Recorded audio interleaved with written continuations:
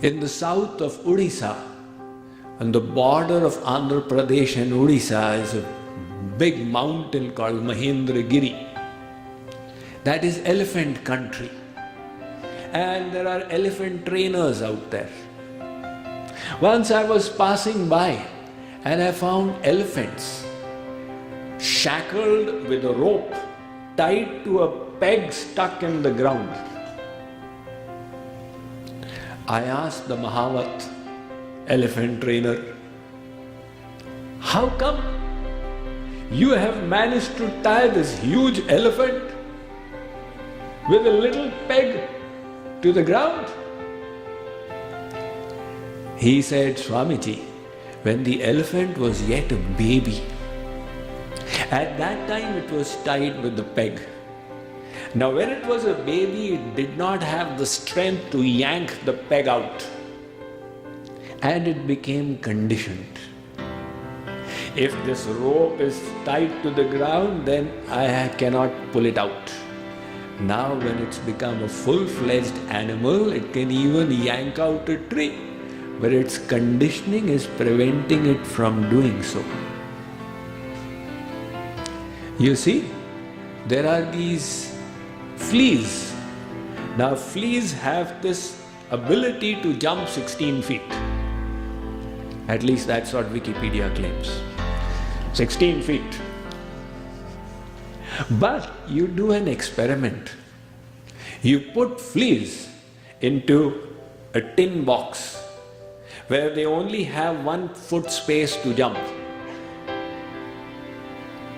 Now they will jump a few times and then they will realize that we cannot jump more than 1 foot.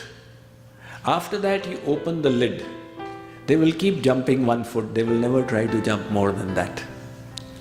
They have become conditioned. Similarly, our behavior becomes conditioned. You see, the mind has got its conscious aspect and its subconscious aspect. The conscious aspect is what you are aware of. And then there is the subconscious aspect of which we are not even aware.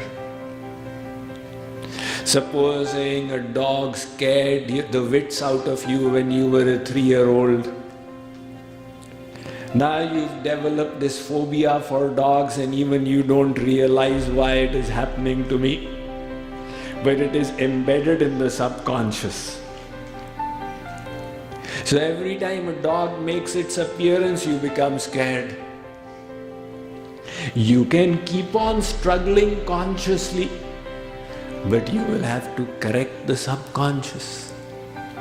In other words, conditioning and habits are so vital to our human nature.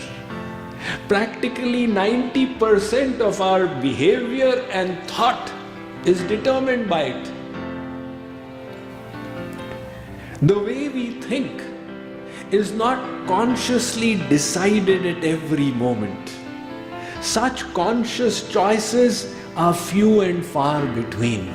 Invariably, we involuntarily respond to situations without analyzing as a result of our habits. In other words, our habits have conditioned us, and our conditioning creates the way we think, the way we respond. If your conditioning is to be pessimistic, and you hear from Swamiji it's better to be optimistic and positive, you say, all right, now let me be optimistic and positive. It will be a struggle. If you wish to be optimistic and positive, you will have to change the habit and conditioning so that optimism becomes a spontaneous response that comes from inside. So, habits will require practice. Practice is important. The knowledge we have heard, we will need to practice it.